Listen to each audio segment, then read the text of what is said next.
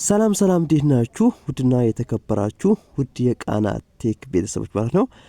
በዛሬ ቪዲዮ የምንመለከተው ስልክ ስትገዙ ብዙ ጊዜ ቼክ የማታደርጉት ነገር አለ ማለት ነው። ያንን ለምንድነው ቼክ እንደምታደርጉና እንደምታደርጉ አሁን የምነግራችሁ ይሆናል ማለት ነው።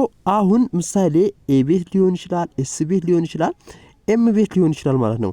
እኔ እዚህ ጋር አሁን ኤ ቤቶችን ስገዛና ኤም ቤቶችን ስገዛ እንዲም ደግሞ ኤስ ቤቶችን ስገዛ ቼክ አርጌ መገዛው ነገር አለ። አሁን ምሳሌ ኤም ላይ እዚህ ጋር አንድ የሌለው ነገር አለ፣ ኤ ላይ ደግሞ ያለው ነገር አለ ማለት ነው።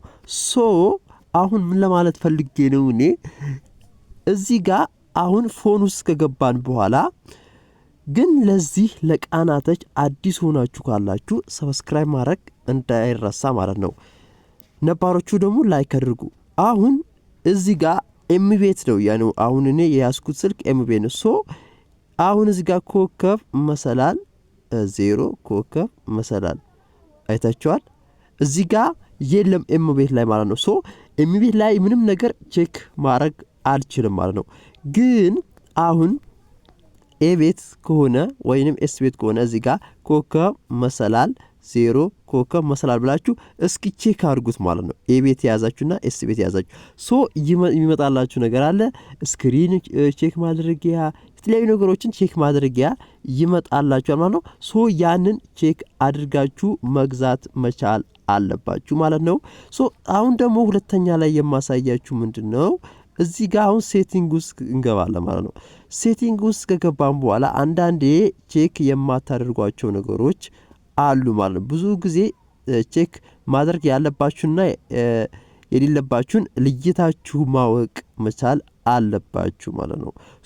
ከገባችሁ በኋላ እዚህ ጋር ቼክ ማድረግ አለባችሁ አንድ ነገር እዚህ ጋር መጣና አሁን ምሳሌ ስቶሬጅ ወይንም ብለን እንጻፍ።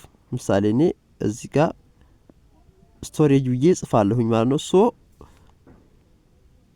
ስቶሬጅ ብዬ ከጻፍኩኝ በኋላ እዚህ ጋር የተለያዩ ነገሮች ይመጡላችኋል ማለት ነው።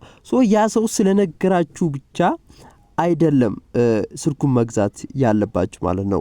እንግዲህ ጂቢውን ምናምኑን ቼክ ማድረግ መቻል አለባችሁ ማለት ነው። አለበለዚያ ትበላላችሁ ማለት ነው። ፋሚሊዎቼ ጂቢው ስንት እንደሆነ ራሙ ስንት እንደሆነ ምናምን እዚህ ጋር አሁን እኔ 2.6 ተጠቅሜያለሁ 4 ጂቢ ማለት ነው። እዚህ ጋር 64 47 ተጠቅሜያለሁ ማለት ነው። እዚህ ጋር 64 ስላላችሁ ብቻ አይደለም እዚህ ጋር 64 ብሎ ደግሞ እዚህ ጋር የቀረው ይኸው 47 ሊላችሁ ይችላል ማለት ነው።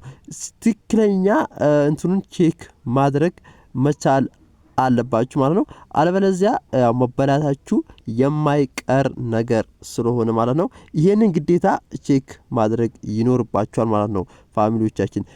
አሁን ደግሞ የምንመለከተው ወደ ስቴፕ 2 እንሄዳለን ማለት ነው።